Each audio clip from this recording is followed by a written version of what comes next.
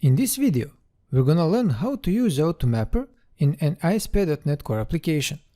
We're gonna start by looking into what AutoMapper is and what problem it solves. Then, we're gonna explain how to use AutoMapper with a couple of examples. We'll also take a look at how to flatten complex object models. So, what is AutoMapper? AutoMapper is a simple library that transforms one object type to another. It's a convention-based object-to-object mapper that doesn't require too much configuration. The object-to-object mapping works by transforming an input object of one type into an output object of a different type. To get the source code for this project, you can visit the AutoMapper article on our site. The link to the article is in the description below. Additionally, you can read more about use cases, when to use AutoMapper, when to not use AutoMapper, and best practices in the same article.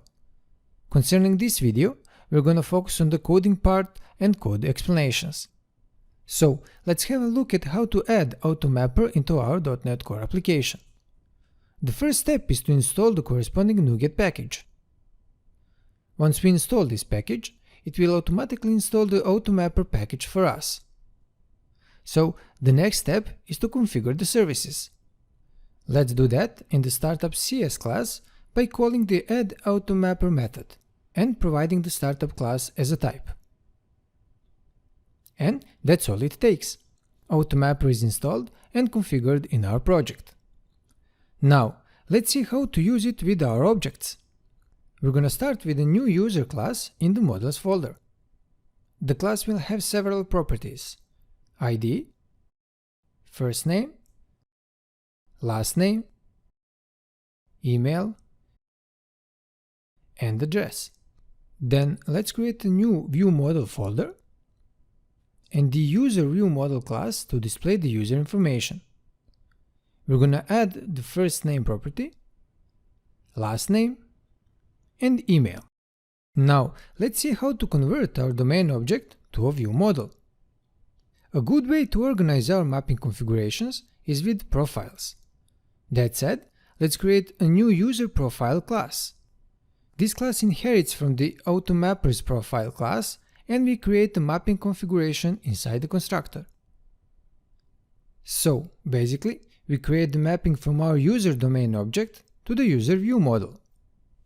As soon as our application starts, AutoMapper will scan our application and look for classes that inherit from the profile class, and load their mapping configurations. Now, let's define a new controller with the name userController and use the AutoMapping capabilities that we just added. The first thing we're gonna do is add a new static method that provides some of the demo data that is required for mapping actions. All we do is return a new user object with populated properties without an address for now.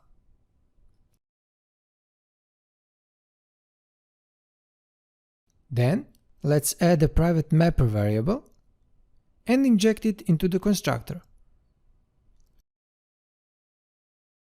Then, we create the user object and call the map method, which maps the user object to the user view model object.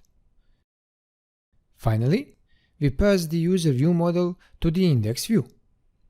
Now, we're going to create a view for the index action method. Let's choose a details template and the user view model class. After that, let's run the application and just navigate to the user controller. We can see our user domain object is properly mapped to the user view model object. Well, that was quite simple, wasn't it? But what if we have different property names in our source and destination objects? Let's take a look at how to do the mapping in these cases. Let's modify the property names in the userViewModel class. Instead of first name and last name, we'll have fname and lname. Email stays the same. So we have to map user.firstname to userViewModel.fname, user.lastname to userViewModel.lname, and user.email to userViewModel.email. To make this work, we have to change the mapping in the user profile class. We use the createMap method to create the mapping by providing the source and destination properties. To customize the configuration for individual members, we can use the forMember method, which has the destination member parameter of type expression and member options parameter of type action.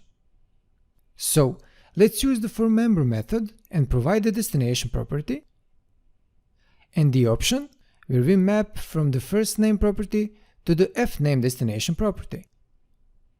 We're going to do the same thing for the last name and lname properties.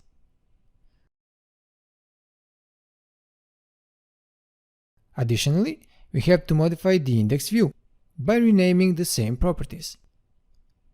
After making these changes, let's run the application once again. We can see that these properties are mapped correctly. So far, we have only looked at one directional mapping, which means if we have two types, type A and type B, then we only map type A to type B.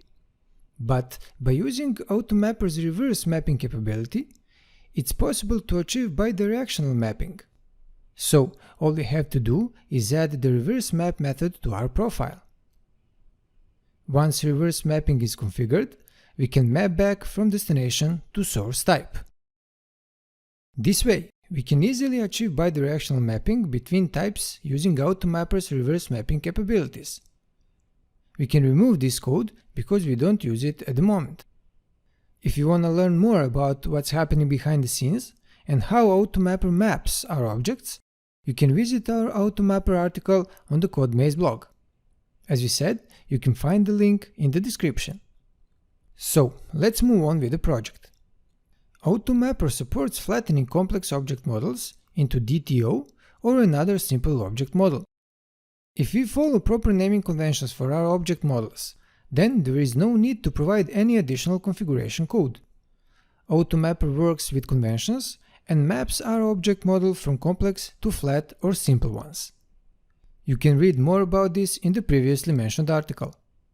Now, to see flattening in practice, let's modify our user object by modifying the address property and adding a new getFullName method. Of course, we have to create the address class and add several properties: ID, street, city, and country. Let's modify the userViewModel class as well. We're going to remove the first name and last name properties and add the full name property with the display attribute.